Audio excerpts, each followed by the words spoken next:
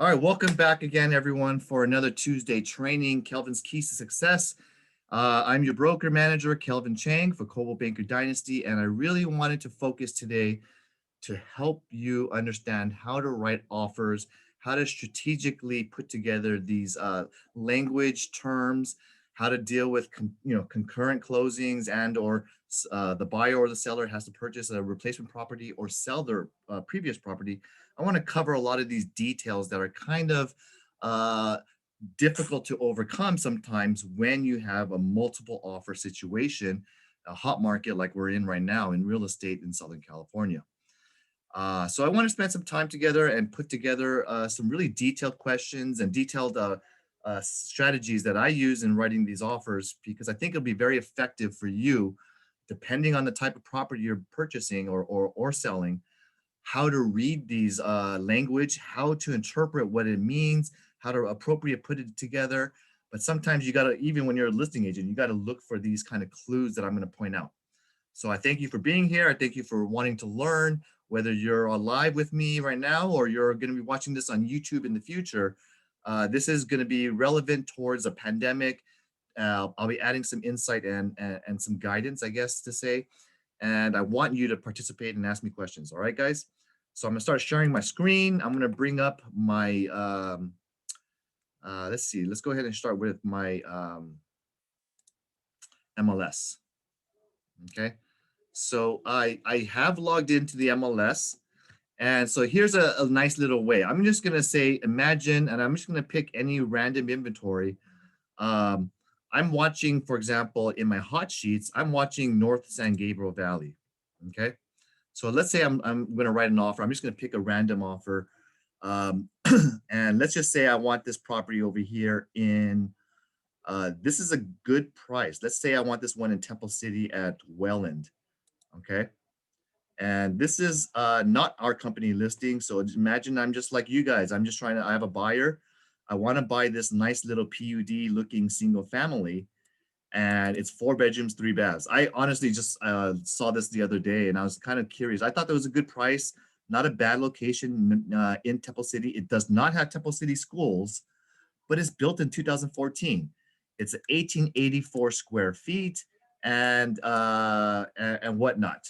Okay, so you can see here it's priced pretty decently. If you guys want to take a look at what's inside, I'm just going to show you. It's a nice looking PUD. It looks newer built. It has some nice flooring, well maintained. It looks like it's staged. And I believe this one will go quickly. In case you do have a buyer wanting to be in Temple City, I do think you should take them to this property. I think it's a good buy. So anyway, just getting you a feel for the property. It looks vacant, but let's say I'm wanting to write an offer right now. And I know Adam had a question. Let's say his buyer needs to sell a property in order to buy this property. So let's cover that and how do I structure this? The first thing I do, and I hope you can hopefully follow along with me and tell me if you see my tabs, Adam. I'm going to pull up the profile report right here under realist tax. Okay. And it's going to give me the information of the seller. It gives me the address, the zip code, the zoning right here says R2, APN number, and we know it tells you what they're paying in tax. It tells you this is a condominium as labeled by the county. It's 1884 square feet. Don't rely too much on this lot because this is a subdivision PUD. So this is probably the lot for all 3 in this track. Okay. Recently built 2014. So that tells me very likely that everything inside is permitted. The square footage is accurate because building code and everything has been updated. It's very, very recent. Now it does give you an estimate. Hey, they say it's worth over $1 million. Why are they pricing this only at 8? What is this? 875. Okay. So this tells me that there's going to be multiple offers and a lot of people showings, a lot of interest. Okay. So just because the asking price says 875 does not mean that's what the seller will accept. Okay. They see this, the agent sees this. You can go to Zillow, Redfin, or all these models that give you an algorithm. The value of the property depends upon the buyers, what they enjoy, how they appreciate that lot. And every buyer has their own unique perspective. So it's the market that will dictate what is the best price. But I'll go ahead and talk about a little bit more. They did try selling in 2019. So that tells me that they had a similar price right around 869. They purchased it at 738 back in 2014. So it looks like they have some gains to work with. Okay. Next thing I look at is, I look at the history just because I'm a very curious person. I want to know if there's any special assessments. It's $552 a year. And anyway, so now we got the long story short. Here is what I do. The first thing I do is I pull the MLS number. And I'm going to drag this up. I copy this. Then I log into my CAR website to get my zip forms. Do you guys see my login of CAR website right now? Yes. Okay, because I need you to tell me if you don't see the next screen, which is the purchase contract. I'm going to pull up my zip forms.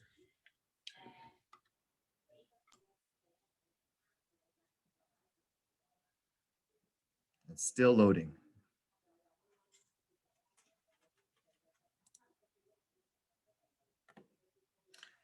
So CAR has added one extra step when you log in. When you click there, normally you would get in, but they make you go to another landing page in between.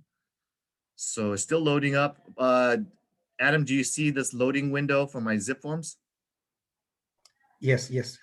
Okay, so I'm gonna write a new offer. I click here. I'm gonna go ahead and get out. What happened here? I'm writing a new purchase offer. You can see here, right, Adam? Yes. And I'm gonna just label it the address. This one, I'm just gonna call it Welland. I don't know what it was, 523, whatever. Residential. And this is a nice strategy is go to MLS Connect. Remember I copy and pasted my MLS number? It's right here. Mm-hmm. Then I just attached a photo. I labeled it as a residential purchase. And I'm gonna go ahead and pull all the data from the MLS into the transaction. So I don't have to fill everything out. I don't have to fill out the listing agent's information. It just makes my life easier. I start saving this transaction and let's start getting to work. We're gonna write an offer. I got a buyer who wants, let's say I wanna write full price, okay? So I'm gonna start preparing my offer. I wanna show you how easy it is. However, I also wanna show you the strategies we can do. So for me, what I do is I just first I pull up my purchase contract. And here is my purchase agreement. We could see here that it will have some of the address and the listing agent's information, but I need to put in my buyer's name. I got a husband and wife. I'm gonna call them John Smith and Sally Smith. And this is gonna be our company. We're writing this offer, so I'm just gonna go ahead and put my information in, as well as a brokerage license number. And I put in mine, and then I also put in my name, right? So moving on. You guys all know how to do this step. It already inputted the listing agent's name as well. If you guys know the seller's name, Steven, but it's not correct. So because I don't want to offend anybody, I always, like I said, that's why I pull up my MLS, because I wanted to make sure that I do things right. So let me go ahead and pull up the seller's name.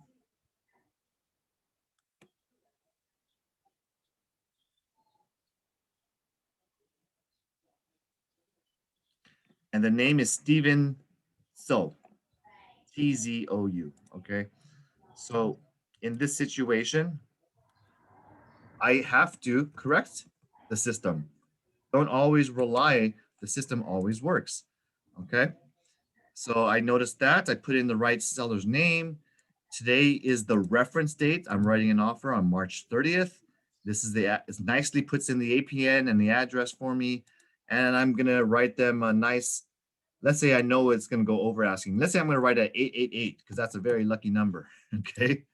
And my buyer needs financing, right? Now, because I need to sell a property and purchase a property, there's two strategies I'm going to point out to you really quickly. This is called what you call the uh, close of escrow period. And I'm going to ask for 30 days, right? Now, when I'm going to point something out to you later on when I use the COP form, but I want you to remember that there's 30 days here means 30 days after acceptance, correct? Now, there is a strategy I'm going to teach you that says that this time period does not begin until I deliver a notice to the seller that my buyers have opened an escrow. Because my buyers have to sell their property at 123 Main Street, remember? So they need to sell in order to buy. So I'm going to point this out to you, and then I just want you to remember we'll point that out. When I write an offer, I usually recommend 3% as your initial deposit. So if it's an 888 offer, I'm going to get my calculator and tell you that it's roughly 26,640 as a 3% down payment. Can it be $5,000 or $1,000? Yes, it could. But the buyer wants to get accepted, and I'm telling you it's a hot property, so I want to show full faith. And the maximum in the event of a buyer breach of contract or the buyer's defaults on the contract, the maximum the seller could possibly be awarded would be 3% of the sales price. That's based upon liquidated damages. So I'm teaching you, you go ahead and put the maximum that the seller could ever get based on that. Why not show full faith? That's the strongest offer or higher, but you won't lose any more than 3% when you initial the liquidated damages clause. And then I don't ever take a personal check or a cashier's check because that's supposed to be what's called trust funds if you ever take possession. So therefore, we always just have the buyer wire their money over to escrow directly. So I want you guys to follow the same, unless it's a specific requirement, like sometimes the buyer has to write a check to a new home builder and they want to put a $5,000, $10,000 deposit to reserve a home that's going to be built. A lot of times they want to check. So if they want to check and you just have the buyer deliver it themselves, if you never touch the check, you never have to do a trust log with the broker. And then I put, and my buyer needs a loan. Okay, let's say they're going to get roughly 80% financing. They're going to need 710,400, and they're going to put down 20%, which is the proceeds from the sale of my existing home, my buyer's existing home. Sometimes I write right here, conventional financing, and I write something like 20% down payment.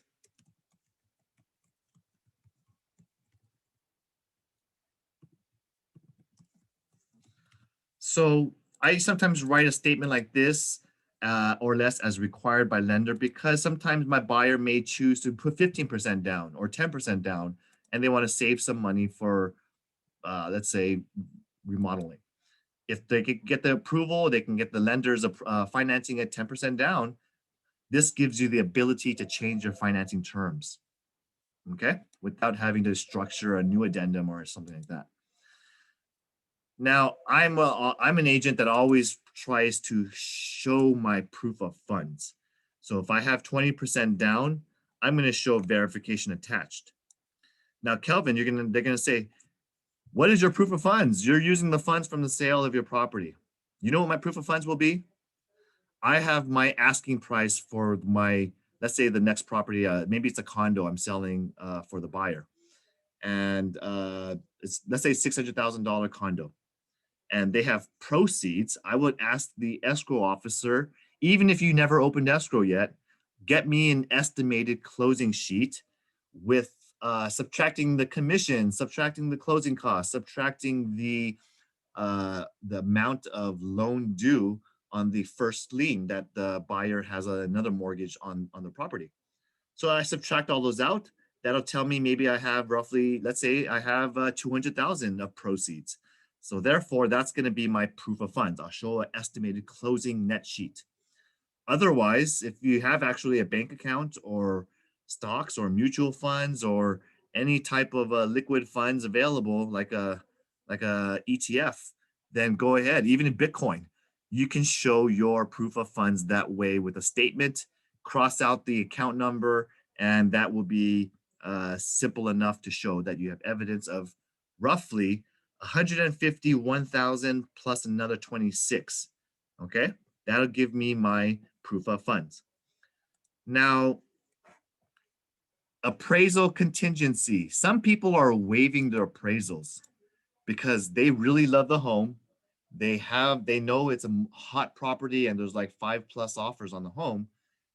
So some people are waiving the appraisal because they know they have the reserves, or they know that they can overcome an appraisal because they don't care what the appraiser does. It. I really love the property that much. I'm willing to pay 888 for this, even if it appraises at 800. So have them consult with their lender what the meaning of this means. Have them talk to you so you can explain it. And regardless of which, it's 17 days contingency period if you don't. Now, the next thing I do is I do attach my pre-approval letter. So I do have financing my buyer. Because I'm a dynasty agent, I know that I need to pre-approve my clients before I start showing them homes. It's kind of like do step one before you do step two. And so I need to know what they're qualified for. Another strategy you can do is hopefully talk to your lender and get them desk. It's called DU approved. There's 3 levels of pre-approvals that you can really have with your client.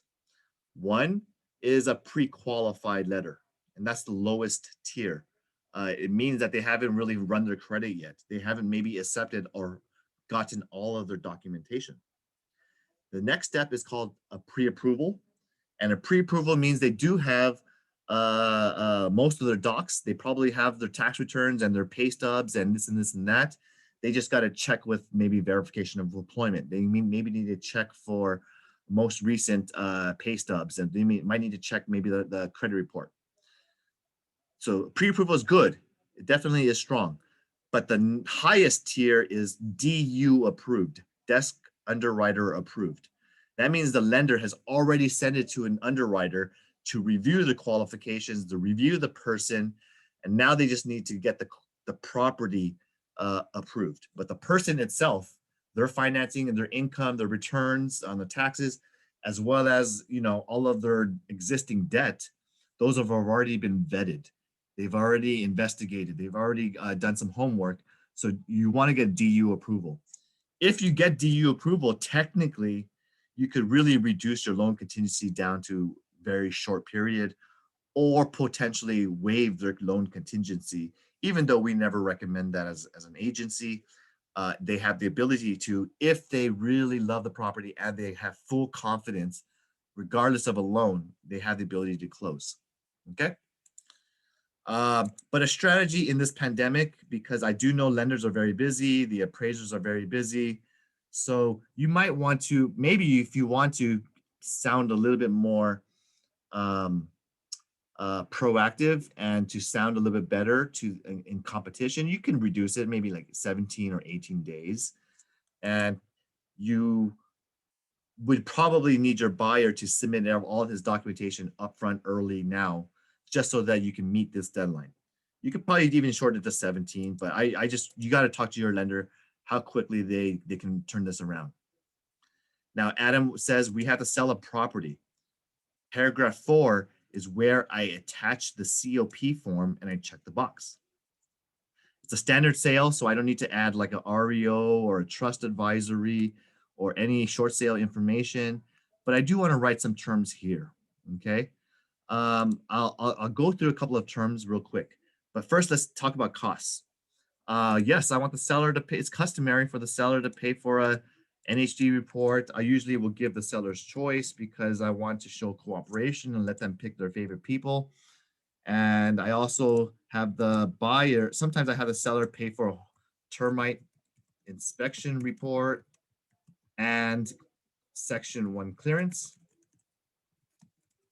It's a newer building, 2014, but I'm just gonna give you the guidance that we should ask for it, just so your buyer hopefully just gets it, and there's no fight about it. A lot of, more than half these sellers are willing to provide a clear turnaround report because more than half the people out there are good people, and people want to make the buyer feel satisfied and comfortable with the new home that they're going to be purchasing. Most people want a happy ending. Okay. Buyer needs to pay for their own general home inspection. And I say buyer's choice because buyer always gets to pick their own vendor to inspect and give them the independent analysis of the property condition. Seller pays for the carbon monoxide and smoke detector. It's negotiable, but it's customary. And these technically are not applicable in Temple City, which is a city inspection or minimum government retro standards. So I won't check those boxes. But if there is a older property, let's say it was built in 1920, and I know the building has not been renovated, or I know that the structure is not in compliance under current investigations, even though it's not in a local city or municipality that has a pre-sale inspection report like Pasadena, El Monte, or Los Angeles, I may still ask for seller to be in compliance with minimum mandatory government inspections and reports and retrofit standards, just because I want to have this on negotiability ability to ask for repairs later on in escrow, even though they don't have a city pre-sale, or they may or may not have a pre-sale inspection. So in this case, I'm not going to put it in, but it is a good idea to put on an older property, even no matter what city. Each party should maybe pay for their own escrow fees. I want this to be a very normal situation. Each party to pay own escrow fees. And you could ask for your favorite escrow officer. I really like Perfect Escrow. And let's say I want to use Perfect Escrow and Angel Lau. Angel C. Anyway, I'll just do Connie. She's the officer that I use. And then title insurance is customary for seller to pay. Now, let's get back to here. Other terms, okay? People like to say, I want to keep it simple. I don't want to write anything out because if it gets too complicated, or they're going to get afraid, or this and this and that. But in a situation where I need to explain or put things in writing, in this situation, my client is trying to sell the property, but they really want to get this one. So I'm gonna imagine there's two scenarios. One is the property is already on the market in the MLS. Number two is it's not in the market. Okay, so let's just imagine that I'm an agent that already put it on the market, because I'm usually proactive, and I'm already trying to gather and build some offer activity. So buyer is I'm going to make some statements now. So this is what called legal language, and I'm just going to write something to make the seller hopefully feel more comfortable. Buyer is already in process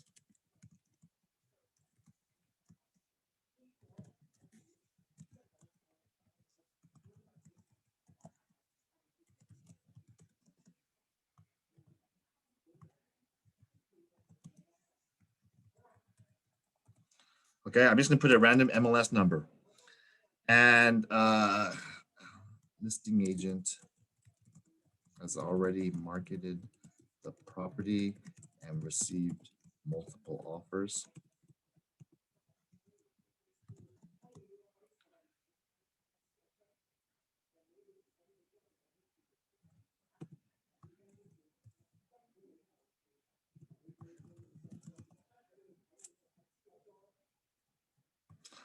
Because this is there's if I'm going to use the word listing agent, that usually means the other this listing agent, but I'm going to clarify that listing agent Kelvin Chang for the 123 Main Street with this MLS number. Listing agent has already marketed the property and received multiple offers. Listing agent Kelvin Chang will send multiple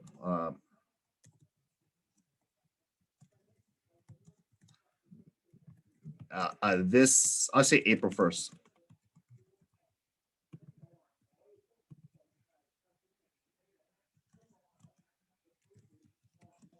Okay.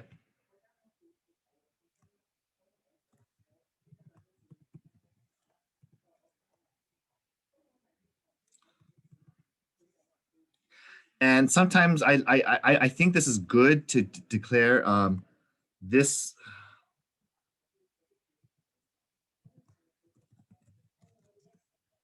This is a property called 5230 Welland.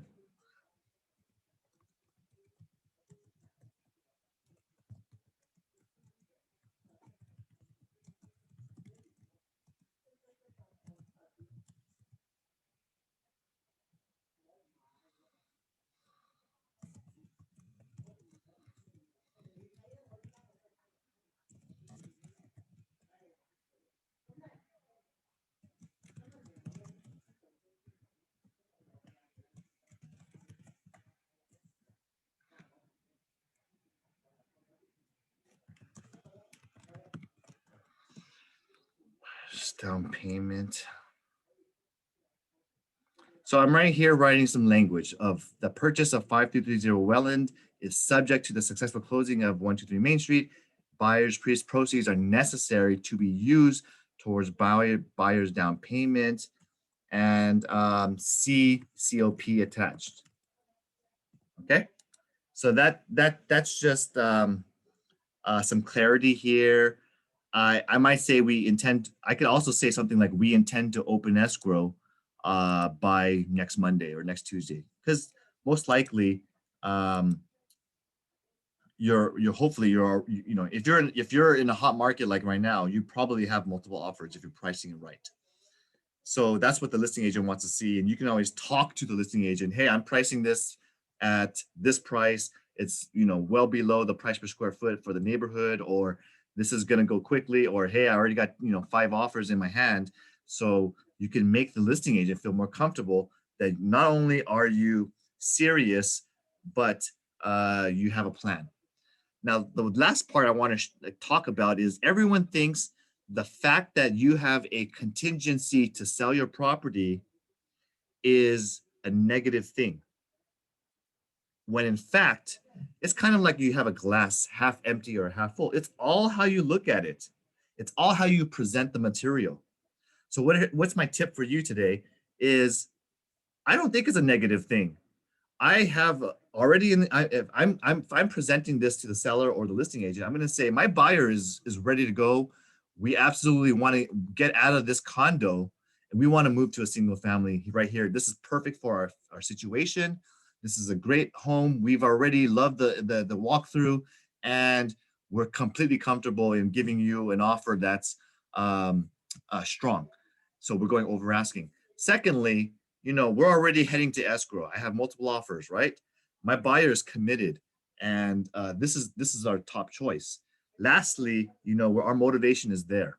Okay, we want to be in the region. We have a school nearby, or we want to be near family or relatives. Whatever your situation is, you tell the truth, but you let them know that you're super motivated. You're here, and then that tells me that as a listing agent, hey, if this guy's selling their home, they're homeless. They absolutely need to close on my listing. So if I look at it, this is a buyer that's super motivated, super serious, has the proceeds coming. They just need to close their escrow. And hopefully, as the buyer's agent, I'm going to convince them and show them, look, my buyer that I'm putting together is only a 10-day contingency period, or that buyer's all cash, or I have so many offers. I know we can get this closed. They, this and this, whatever story you want to show to them to persuade them to accept your offer.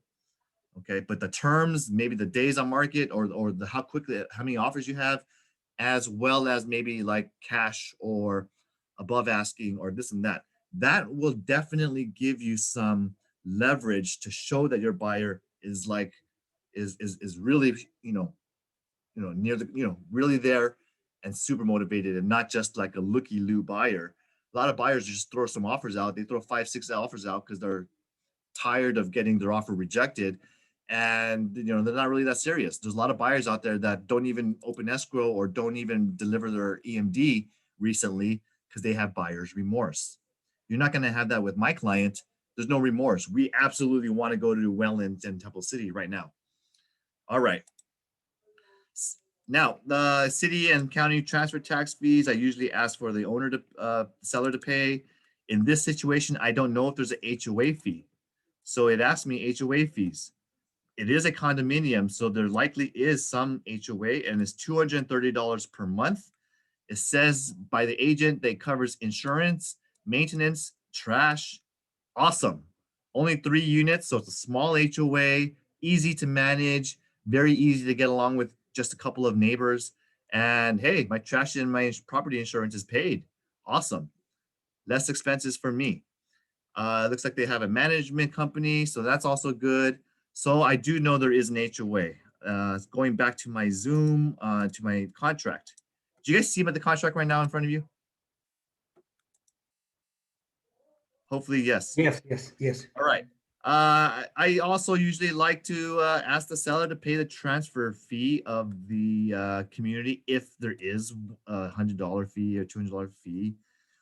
Now, technically, because my buyer needs financing, um, normally the lender of a buyer who buys into a HOA, they have to do extra HOA preparation docs. It's called like a HOA questionnaire or HOA 6 certification. So if you have an HOA 6 or a questionnaire that kind of just talks about what's the buyer to what's the owner to tenant ratio, what are the reserves amounts, any pending litigation. These are steps that the property manager needs to fill out and complete and certify it's the truth. And that's supplemental work that they may have an HOA fee for. And that extra expense, along with what's called the lender requires an additional insurance, that's an expense that should be paid by buyer. But if you want to try to throw it to the seller to pay for it, hey, why not? But in this situation, I'm a agent that's realistic, that's trying to be right and just proper, and everyone pays their own fees. So therefore, I just kind of show to the seller that I'm willing to pay my fees that are required by my lender. To show that it's not like the seller's paying everything, I don't know if there's a county transfer tax or any county or transfer tax fee. So I write it like this because it's softer. I don't know if there's if it applies, but if applicable, seller should pay for these fees if applicable. Okay. Normally there's no private transfer fee, but you could check it off if applicable as well. Or you could check the title or check with the, like, for example, City of Azusa has transfer fees in a lot of their single families. Okay. I'm not going to put it in here, but this is also where the areas where you could say seller shall, if there's a solar panel, pay off solar lien. Okay, because you'll see that in the liens. Or if there's any other things that I want the buyer or the seller to pay for, like maybe there's maybe the buyer, I'm going to have them pay for something like buyer shall pay for a roof or sewer scope or any other inspections, because I know it's an older, let's say it's an older property, I'm going to ask them to pay or the buyer to scope it or do anything like that. But anyway, you don't have to do it now. You can always do these investigations later on. Okay. We do like to do a home warranty, and I'm going to show you one quick snippet because I haven't talked to you guys about this yet. Let's say this needs about maybe a $600 home warranty, right? And I'm going to click in here. Here's my guidance to you. You write your policies like this: Crest Insurance.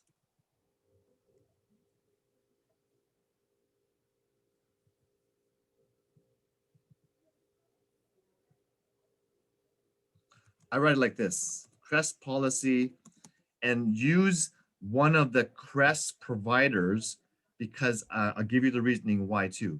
It could be Old Republic, it could be Fidelity, or American Home Shield. No, Fidelity. Oh, it's First American. Now, let me show you one thing, because you guys are here in the class and you're going to ask me, Kelvin, why shouldn't we use our favorite home warranty rep? And I'm going to tell you there's a reason why.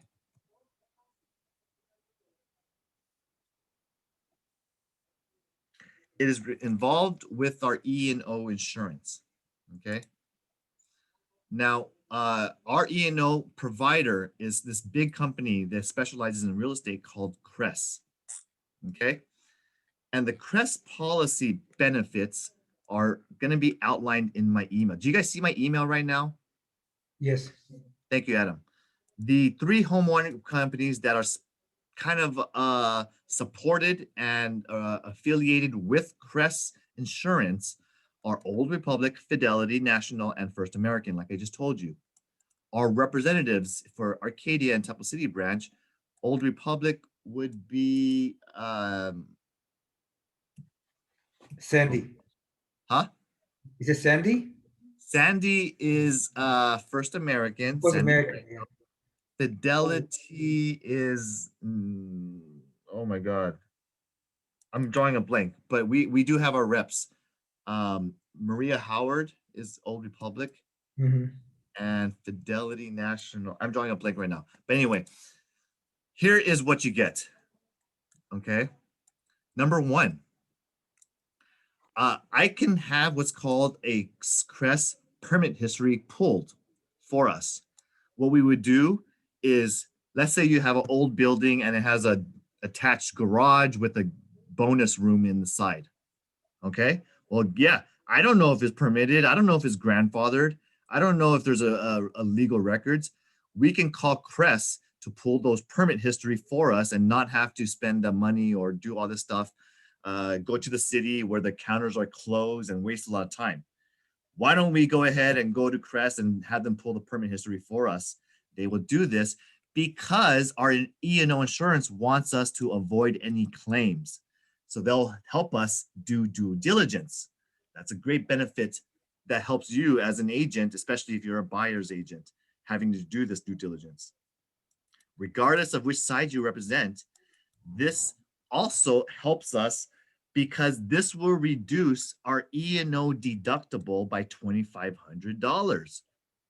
Okay, so when you pull a permit and you have these reports by Crest's completed, our E&O deductible is reduced by $2,500. That's basically like your deductible. Like when you buy health insurance, you're responsible for your first, I don't know, first $1,000 of deductible, and everything beyond $1,000 the insurance carrier will pay for, correct? Same thing like in business and real estate. You're responsible for your first $2,500 in legal fees. They're responsible for the remaining. Now, you also get home warranty. We have brochures. We have a seller protection certificate.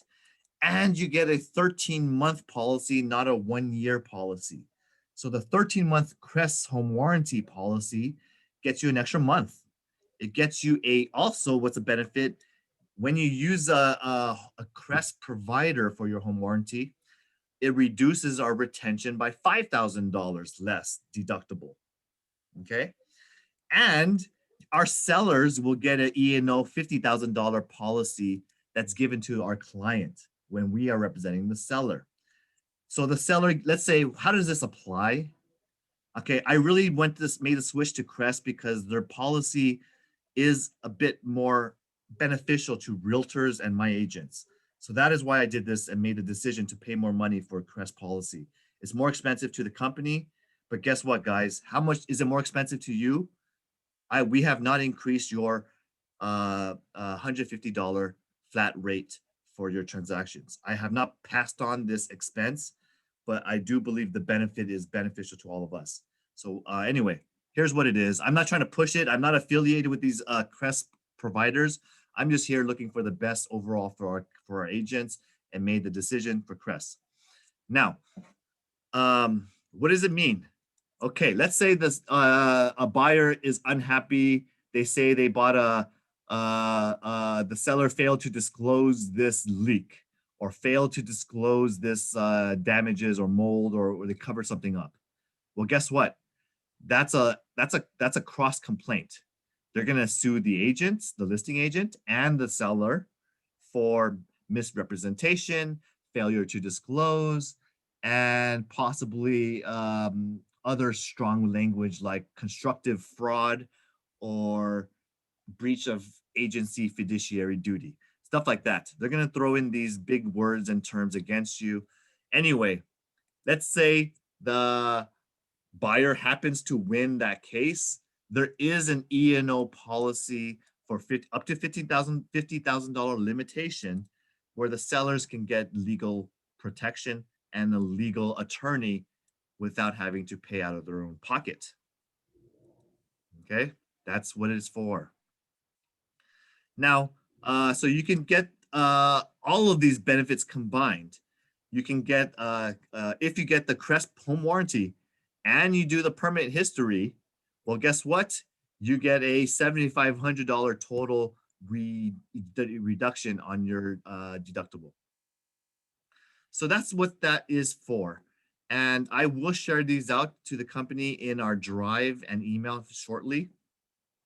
So here is what is the policies. They have what's called a Crest Platinum Home Warranty policy. It is better than the standard, for this one, the standard First Home American. Even if you got the Eagle policy or the upgraded policy, it's a $45 lower rate. You still get all the benefits like the HVAC. They will come and add a refrigerant for you. They still do the rekey. They get all the standard stuff that you normally get, but you do get a lot more.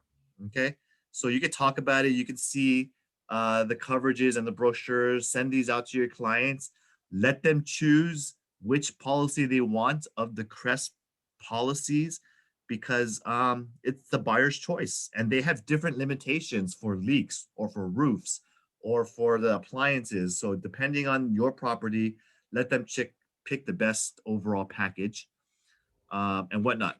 So this is what the policies look like. A single family costs $560 for the Eagle Premier. And you can call them if you have a larger than 5,000 square foot home.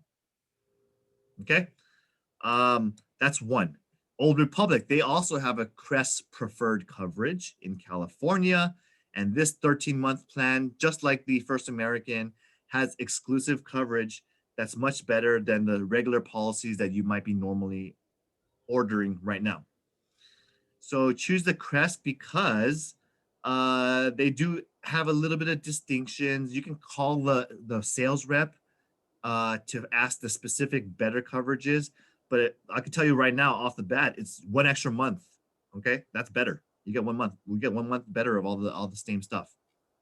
Okay, so that's what the policy looks like, and 13 months of coverage by Fidelity. This is their plan.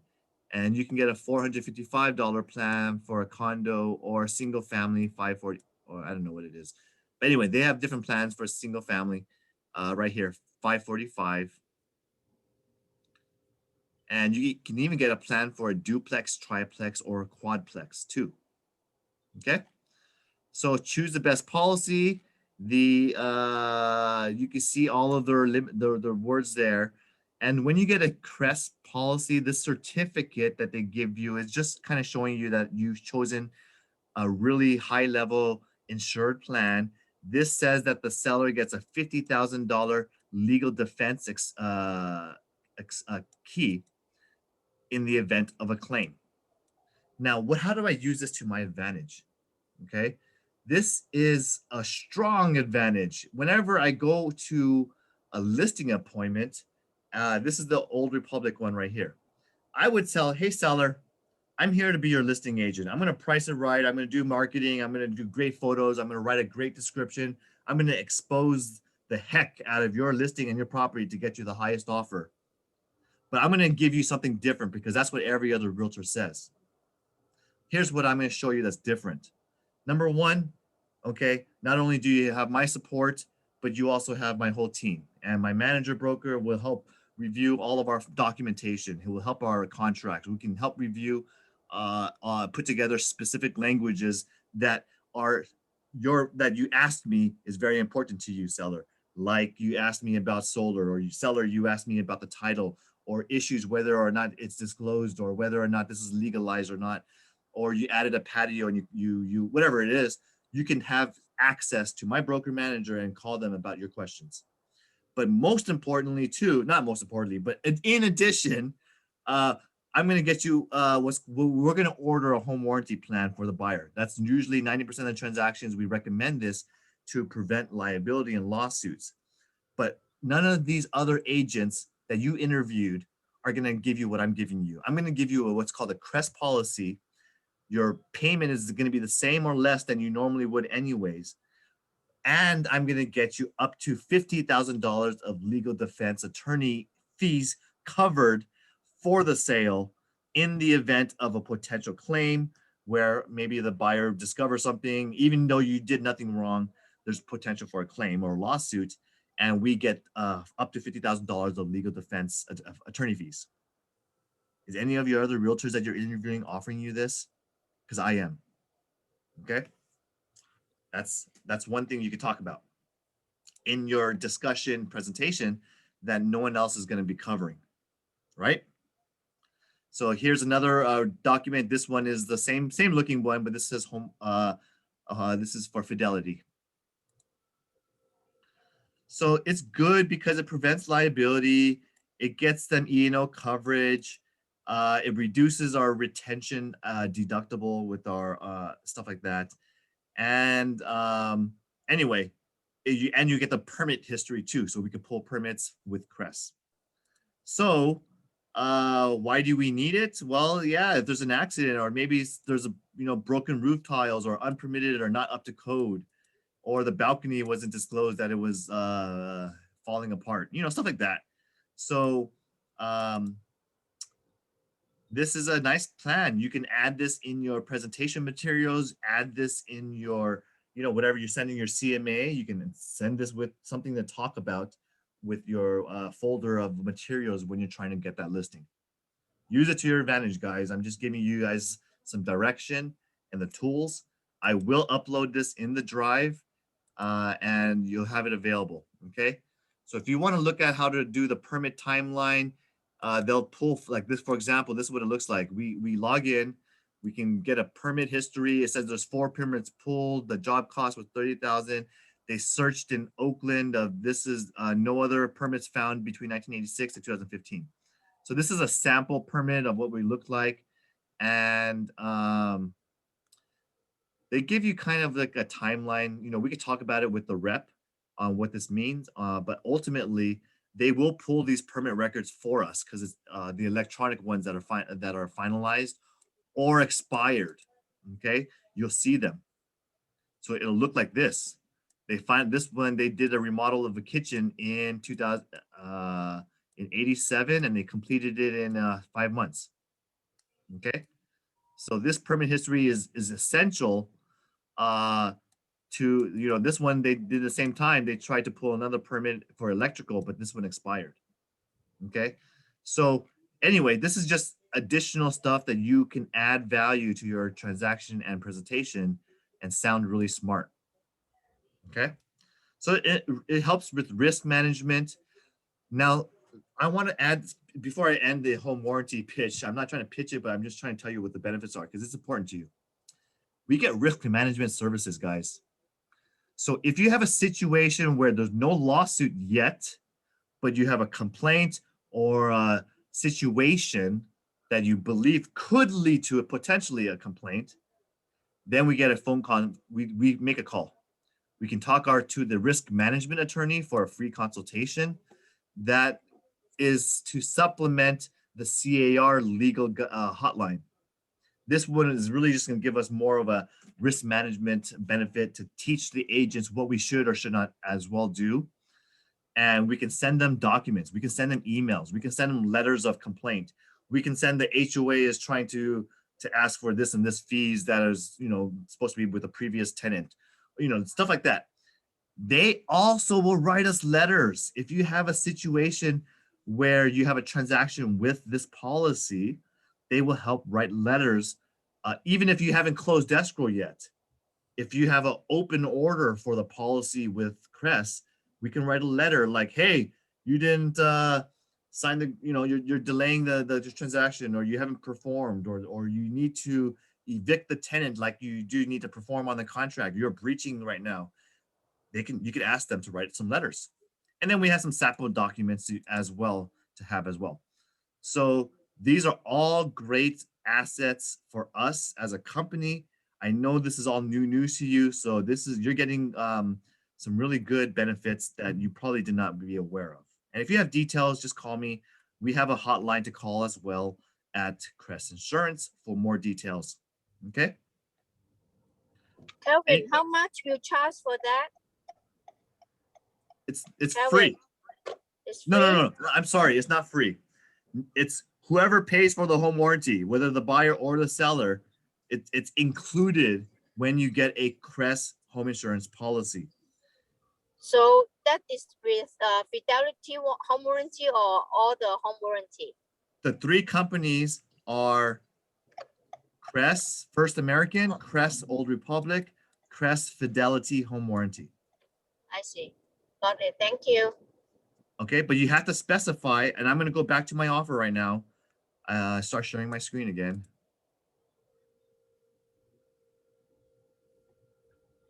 Where is my window, man? Okay, you guys see my offer back.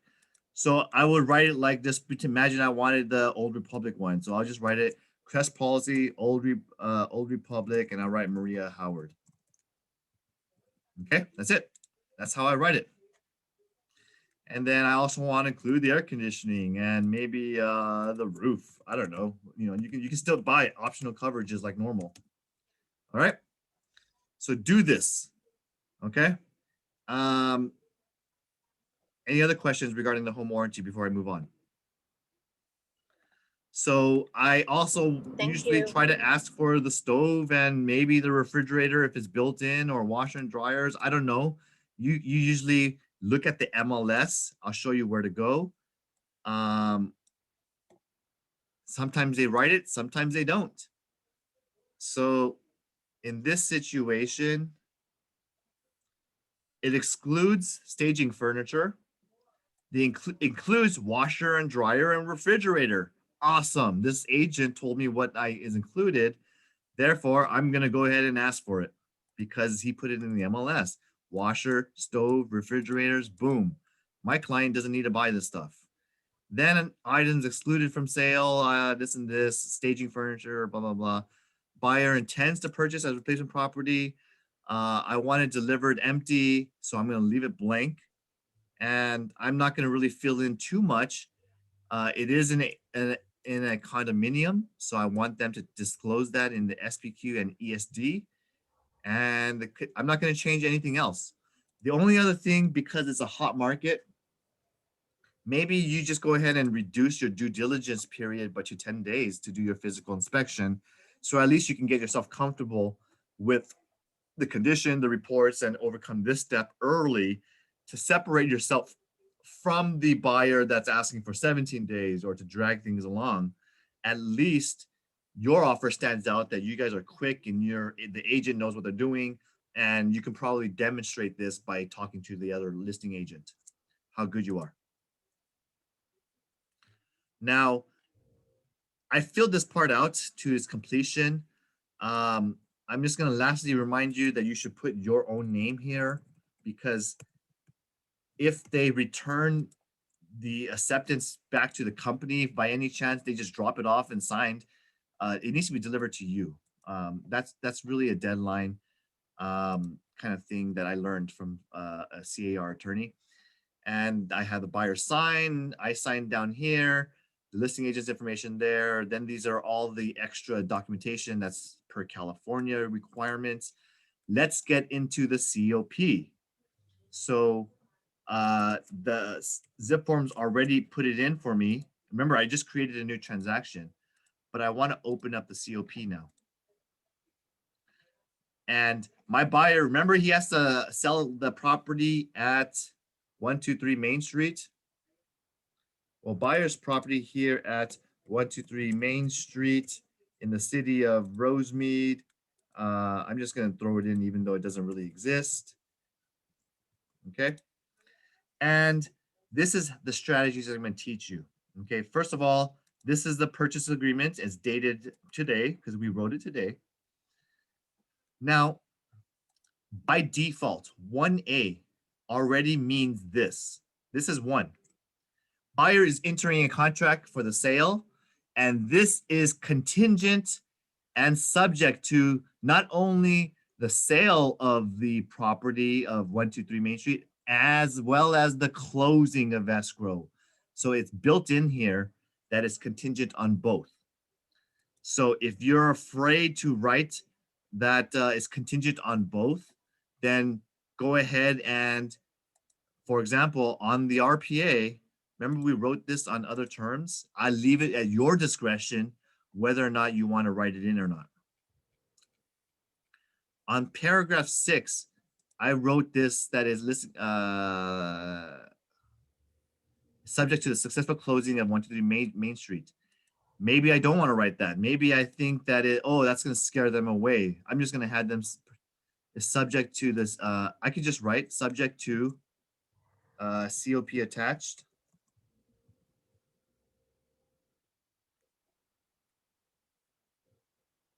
And then maybe I'll just write something like this. And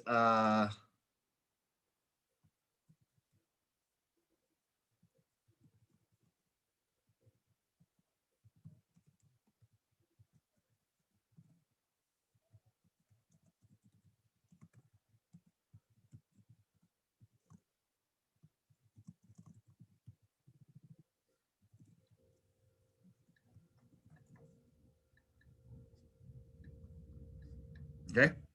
So I wrote down see my attached proof of funds, estimated net sheet, that they're going to be using that $200,000 to complete the sale. Boom. So here I didn't scare them off that it's subject to the closing and just subject to COP attached. Seller doesn't know what that means. Only the listing agent if they read it. Okay. And then when I go to the COP, it already says by default it's subject to the closing. So as long as the seller signs this, I got this subject to the closing. All right. Now, if you want to make your offer more attractive, because sometimes listing agents say, I cannot wait for you to close, but I will wait for you to get your buyers, contingency removal period. Okay, then I would probably write that it is subject to only entering into a contract.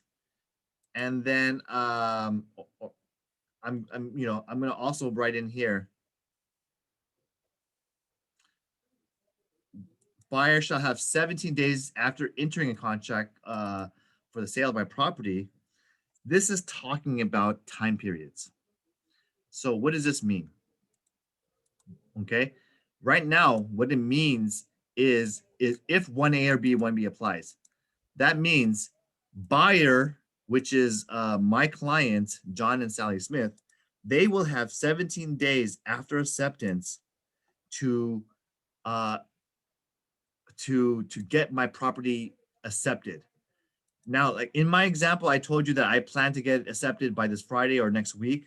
Maybe I will reduce this to only, I know I'm going to get acceptance within 5 to 7 days. I might just put like 7 days to show good faith. But if I have 0 offers, I have no activity on my listing, I'm probably going to leave it at 17 or whatnot. I'll leave it like that. So it really depends on your circumstance. But if you do have some decent offers coming through, go ahead and shorten this if you want to show good faith. So maybe I'll just shorten this to 10 days. And this next part here, within 10 days, I will give the buyer has 2 days after I accept a buyer for my own Rosemead property. I got to give notice to and evidence to the seller and the escrow holder that I have now accepted a buyer to purchase my Rosemead property at 123 Main Street. So I have 2 days to deliver news. Now, what does that mean? I do like to show that the buyer has already listed with me. So I want to show them that I do have a listing for the property. So I'll probably write that I have a signed listing. If it's something that's coming soon or not on the market yet, at least I can have a listing showing that it's signed. That tells me, at least shows to the seller that my buyer is in the process of selling. Okay. If you absolutely need the funds, maybe you can write only the close of escrow of buyer's property. This means if you check this box, that means that you already opened escrow and you have an existing escrow number, like escrow number 12345-CF. Okay, it's already in there.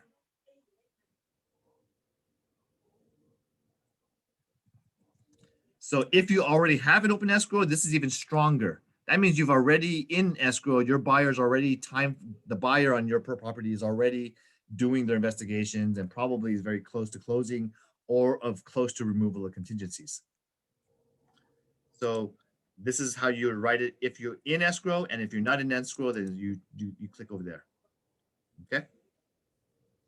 Now, this is very important on the close of escrow property.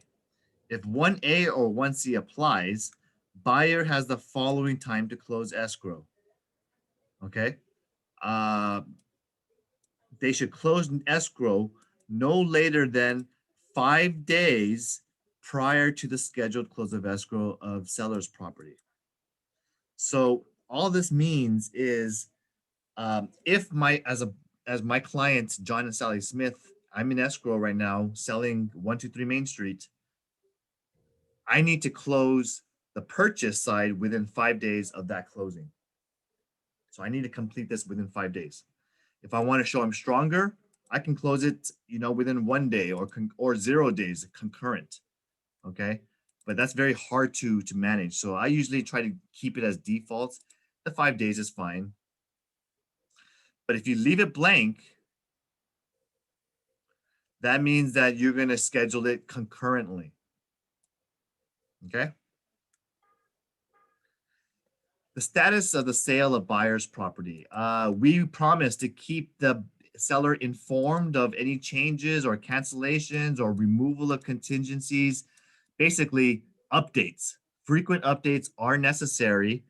And if they ever ask for evidence or any type of contract or any type of removal of contingencies that you have in writing, you have 2 days to perform from their request. Hey, Kelvin, what's the status? Did your buyer already on their 123 Main Street, did they already remove contingencies yet? You have 2 days to respond back. If you fall out of escrow, within 2 days, you should deliver notice that you fell out of escrow and or whether you want to still keep it alive or not. Okay. And this is important here. The seller has the right to take backup offers, and they have the right to ask you to still remove your contingencies and deliver proof of funds. Now, if as long as the notice will perform, they have 2 days. If anytime they give you a notice, you need to perform that contractual obligation. Don't just ignore it, because they could cancel you out and end up working with a backup offer if you fail to take action. Now, people always ask this, what does this time period of removal contingencies mean? So it depends on what side of the story you are. If I'm a buyer, I would love to see there's no right to notify buyer of 7B, which means there's no right of the seller to ask me to remove the buyer contingencies or proof of funds or any type of evidence notices. They cannot force me to cancel me out based upon failure of these items here. The next item means delayed right to notify buyer that, hey, buyer, you have 17 full days to get yourself into an escrow. This means no earlier than these 17 days, the seller cannot cancel you out for this contingency of purchase, contingency of sale of another property. So that's also very nice because at 17 days, I can get if I price it right, I should be able to get any property in escrow accepted under a contract. So that's a nice middle ground. And if you leave everything blank, what does that mean? By default, that means, let's say I open escrow or I open a contract execution with buyer and seller right now, today. But tomorrow, the seller receives a cash buyer offer, full price, or above my offer. The seller really wants to work with that next buyer, but they signed a contract with me today. What this means is the seller can immediately tomorrow give me a notice to remove my buyer contingency of the sale of my property, or else the third day if I don't remove that contingency, they can cancel me out. Boom, open escrow with the new agent, a new buyer. They still got to give me a notice to perform of 2 days, but I would be hard pressed or almost impossible to be able to close my escrow unless I get an offer or a cash offer and I know it's going to close very, very soon. Then I can remove that contingency. Or you take the buyer to take a risk because they really love the property. They might remove that contingency of the sale of the property, and they might say, but Kelvin, I really want this property. I don't need those funds. I would love to have those funds, but I'll get a gift letter from my family, or I'll close it with cash. Or instead, I'll go ahead and take a home line of equity line of credit and borrow against that property because I don't know when it's going to close. They might love it that much that they'll remove the contingency of the sale of other property so that they can stay in escrow. It's up to you and your situation and your client's type of situation. These are the rights that the seller has to follow in order to cancel and work with a backup offer. These are the buyer's rights to cancel, which is in addition to the regular purchase contract reasons to cancel. Now, one of the most important of these time periods is how you check these boxes. Remember, I'm a buyer's agent. Time period A is when the contract time periods shall begin. Remember, I talked to you in the beginning. I said 30-day escrow, 21-day loan contingency period. Okay. Now, those time periods by default means it begins as per contract. So if I have open escrow today, I got 30 days to close, right? If I check this box, that changes the whole game. Remember, I have an open escrow with my buyer. It's in the MLS. I have multiple offers, but I have not opened escrow yet. By checking this box, what this means is I can open escrow next week, have 2 days, and then I can deliver notice within the 2 days that I opened escrow with my evidence. Maybe it's an open escrow sheet. Maybe it's an open escrow confirmation. And so I've bought myself more time to start the time periods. So then next week, when I deliver them notice, that is going to be day 0. And then I get another full 30 days. So by checking this box, simply it's giving me more time. It's giving me more flexibility, and not all agents understand what that means. Okay. I leave it up to you and the client whether or not you want to delay the deposit, but it's the same thing. If I have this blank, this paragraph B means if me and seller, we open escrow and sign a contract today, I still have 3 days, business days, to deliver EMD, deposit to escrow holder. But by checking this box, I don't have to deliver the escrow funds, the proof of the 3% until next week, plus that 2 days of notice, plus another 3 days. Because by the time you open escrow next week, it's you're gonna buy yourself a really extra time. So technically, I can open escrow next week and deliver them notice. They start opening escrow that day, and boom, that's day 0. Okay. So you get business days, you get holidays are excluded, weekends are excluded. So you bought yourself time by checking those boxes. All right. Any questions, Adam or anyone else on the COP? I hope I Okay. covered that in detail, but you guys might have a specific question or clarity you might want to have me share. Go ahead. Adam? Okay. Good, no question. Oh, okay. Perfect. Now quickly, the same thing where we have a buyer purchasing another property. Very often we have a seller who needs to stay behind in the transaction because they want to have some flexibility or comfort or a moving week instead of a moving day to move to the next property. It happens all the time where sellers gets to stay on the property after close of escrow. And normally if I am the listing agent now, remember, okay, let's pretend I'm the listing agent of this 5330 Welland. Well, normally the buyer will write their offer and they ask for a close of escrow and they ask for possession to be delivered on the day of close of escrow. So I'm going to have to write a counter offer to this buyer.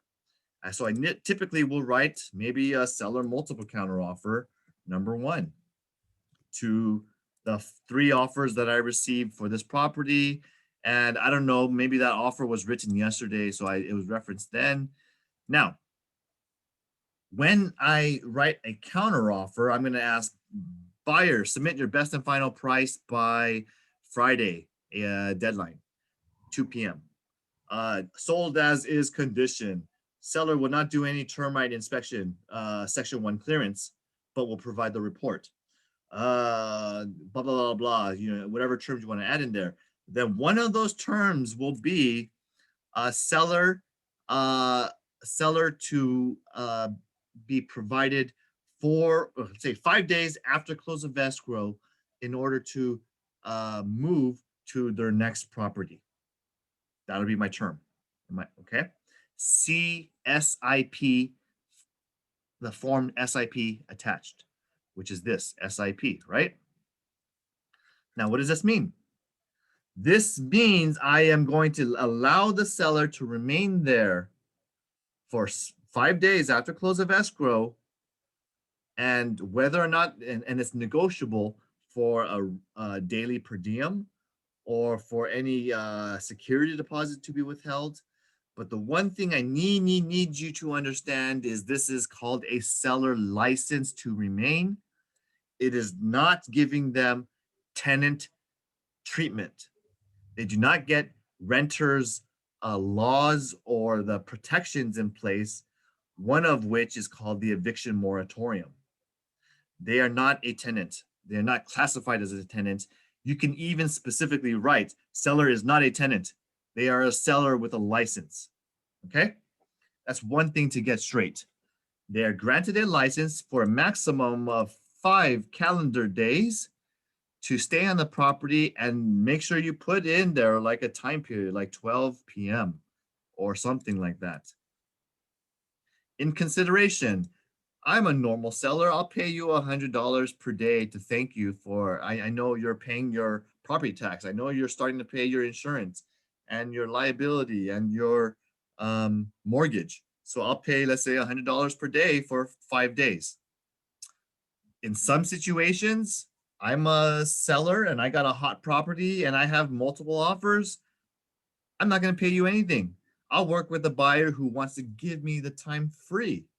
If you're a listing agent that wants to push that, you can counter it and you can make it $0 per day, or maybe just put $1 per day. Okay. Late charge. You can, I don't want to give any late charge. Let's just make it nothing. I'll leave it blank.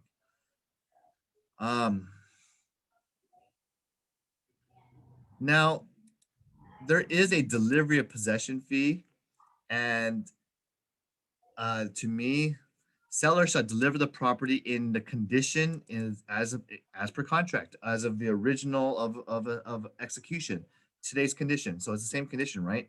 If they damage the property or while they move, they're supposed to repair it, fix it, or satisfy you if they have all these scratches on the floor, or maybe someone has some spills and falls or whatever, they damage the walls.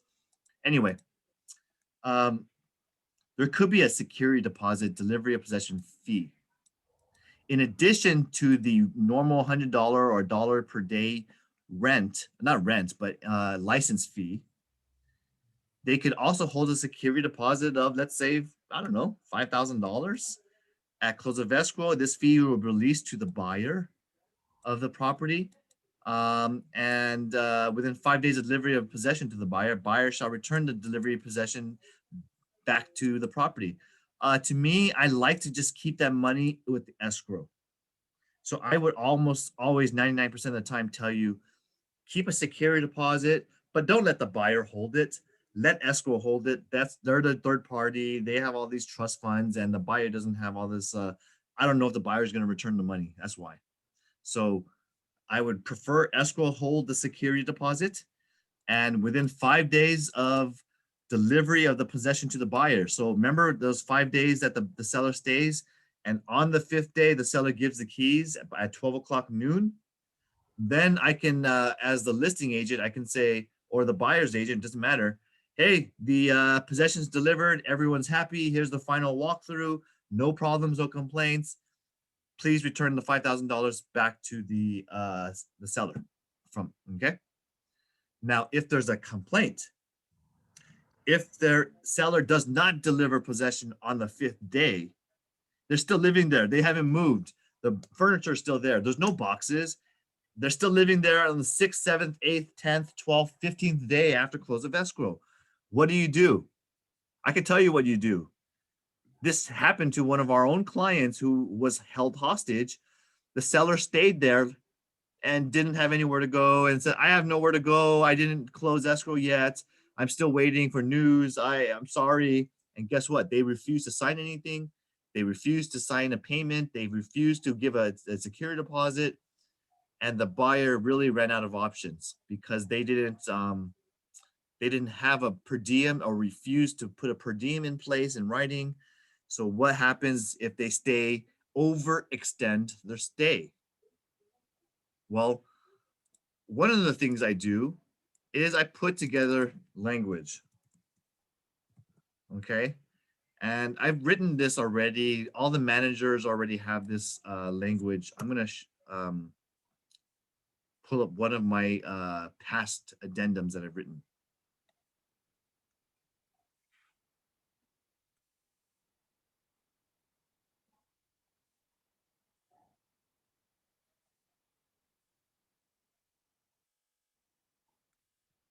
Hold on, I'm getting some difficulty. Any questions right now? No. Okay. So I don't know. This thing is okay. Here we go.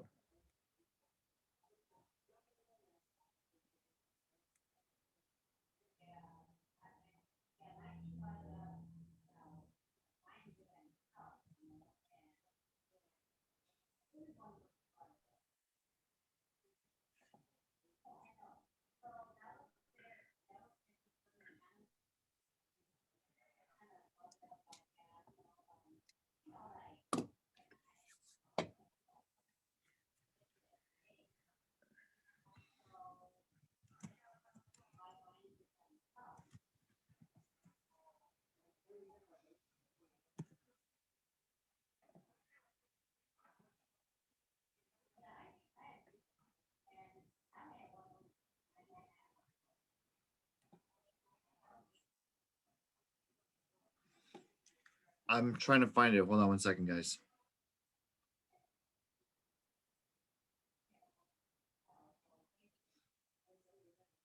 Here's the language. Okay, I'm sorry. So our client had a situation where the SIP was used as and they signed it, but there was $0 per diem and there was no security deposit in their place. So here's my guidance. If seller overextends their stay, they would technically be in breach of contract. So what are the steps that happens? We they were waiting to move into another mobile home park. They did not. The HOA for the mobile home took like 3 weeks to give review of their application, to even though they were all cash and ready to go and they met all the criteria and the age restrictions and all of the stuff like this. So anyway, the client was suffering daily expenses, their mortgage or insurance and all the stuff. So we wrote something like an attorney letter like this: seller to move out and remove all personal belongings by today, 5 p.m. per contract. And this was in a notice to perform. Okay. Provide, as well as an addendum, provide us a daily per diem of $100 per day for a maximum of 7 more days. Increased penalty of $200 per day if seller fails to deliver by the new extension date. If we don't hear any suitable proposal in writing, you give us no choice but to send notice, call the authorities, prepare for legal action.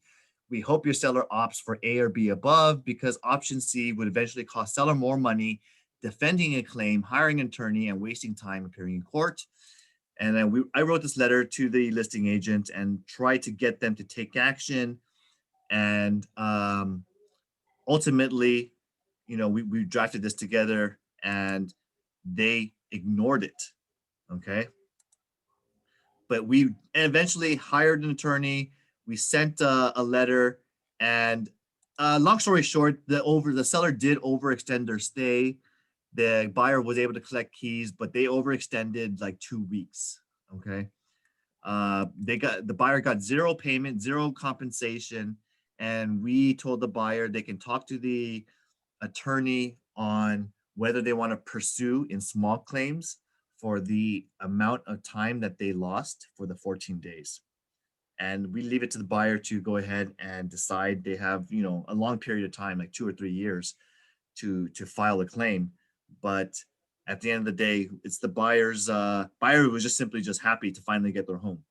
And the seller, we didn't make it too hostile because the seller was still there and we didn't want them to remove fixtures or destroy the property. So the buyer kept things friendly, even though we were in a hostile, jeopardy, nowhere to go kind of situation. And this happens all the time. I know it's happening to you guys, but that's one strategy to help you. But what are the options you could do? If you call the legal hotline, they're going to tell you this. One, you can report and do file a police report so that they could take notice that there is someone squatting at your home who has no license to be there. So on the 6th, 7th, or 8th day, they're technically in trespassing. The second thing you can do is not only to get the police report, you can maybe file a claim with your own insurance company. The second thing you can do is file an unlawful detainer against that individual who is trespassing, and the police can give you an unlawful detainer and help you with your claim in the future if you're going to make a claim.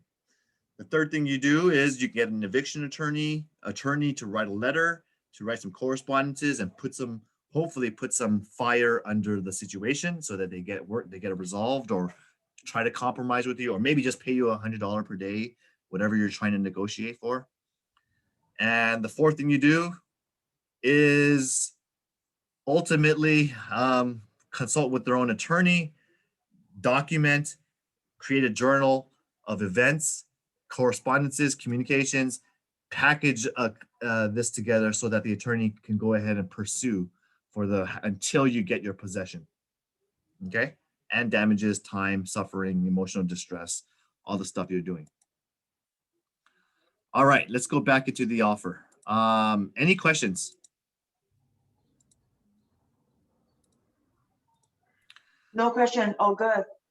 Okay. I mean, I think that's the end of the offer, honestly. That was the SIP form in the event you have a seller staying for 7 days. Now, the one clarity item, This is only to be used for 30 days or up to 30 days, actually 29 days. If you hit the 30-day mark or longer, you must use RLAS. That is the residential lease after sale.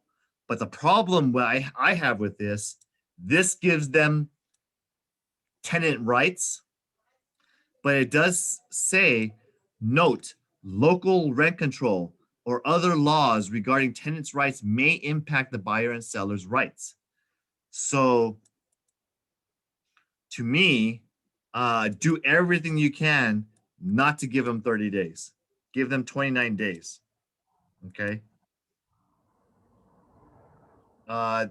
If and in the event a 28th day comes and your seller still can't find a new replacement home or move out in time, I would probably draft an addendum to extend this SIP for another 29 days license. Never ever label them as a tenant. Okay. So that's some pieces of advice to make your offer stand out. Overall, I'll tell you the market is still hot, but I don't know about you, but I've been checking inventory. It's slightly increasing right now. I don't know if it's a spring summer season. I don't know if it's due to sellers have already prepared to finally move now because the pandemic is kind of waning in California, even though some other northeastern states are having a fourth wave of COVID. But in California, we're doing pretty good. So maybe people are feeling more comfortable to allow people to come walk through their property. The other aspect is people are fearing a decline or a stock market crash or Fed creating, different things in the marketplace. But most of the news is saying sellers are getting top dollar premiums. So a lot of sellers want to put their property out. So I'm seeing a little bit more inventory right now. And so based upon this, I would tell you, go ahead and ask questions, find out how many offers, how much activity they have, but write your offer serious. Don't write a huge gap where like you're getting $200,000 under the asking price because you're not going to get any consideration. No one's going to look at your offer. But if you're writing offers close to the asking price or reason or with reason on to support your offer, that's how you get your offer accepted.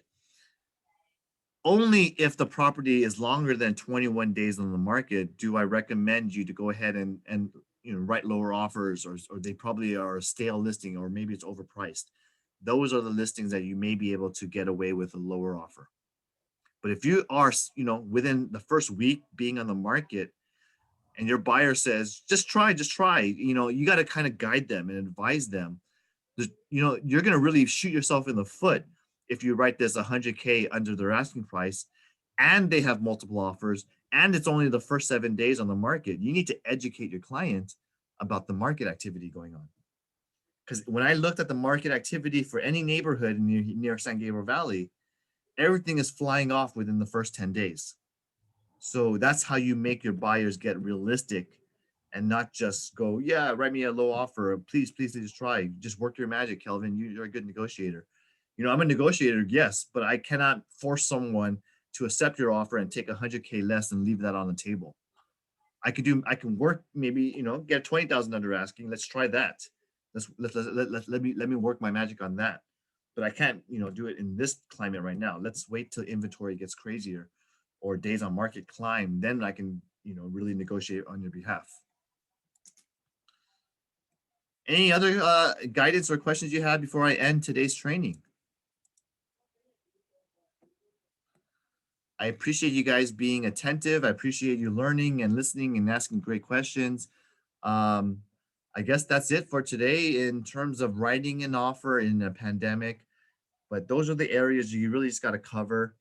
The other areas is really just communication. It's setting and managing proper expectations, talking with the listing agent and getting things, making them feel comfortable about your buyer, their motivation, their situation, and that you're already working it with multiple offers or whatnot. And that will help you overcome your fourth contingency of sale of another property. Okay. That's it, guys.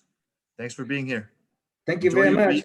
Roland, can I have a minute with you after Sure. the meeting? Sure. Okay. All right, guys. Thank you.